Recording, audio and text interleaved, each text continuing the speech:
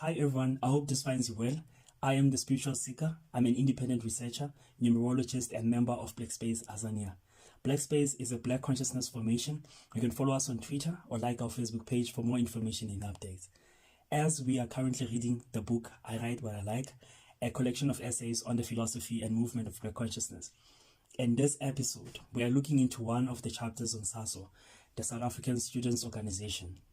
The chapter bears the title SASO, Its Role, Its Significance, and Its Future.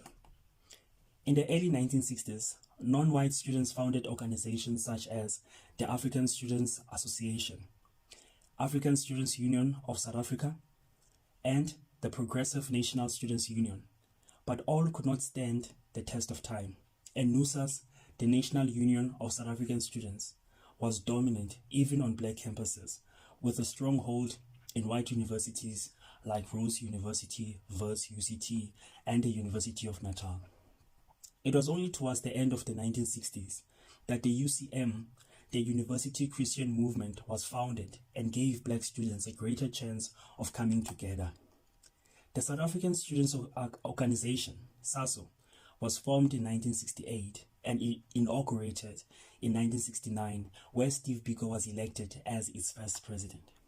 The following is a presidential address to the first national formation of SASO, the first formation school of SASO, held at the University of Natal in December 1969.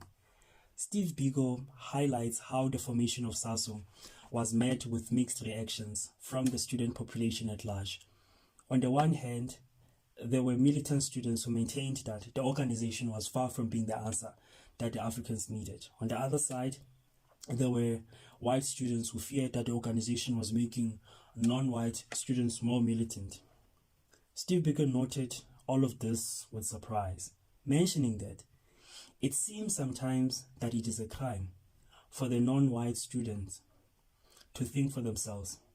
The idea of everything being done for the blacks is an old one, and all liberals take pride in it.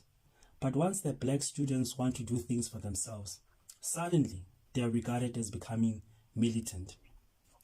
Biko also went on to make it clear that they are not necessarily seeking to unseat NUSAS as a national student union, but were more concerned with the issues that non-white students faced, making their grievances heard, since NUSAS was largely concerned with the issues that faced white students and their community at large.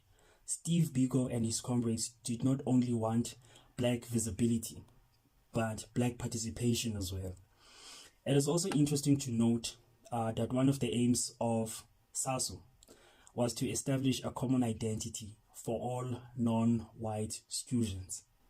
We can already see the seeds that later inspired the definition of Black as a political identity, because it is widely known that Steve Biko, in the later essays, he did write about this definition of Black, saying that being Black is not a matter of pigmentation, but a reflection of a mental attitude. Thank you.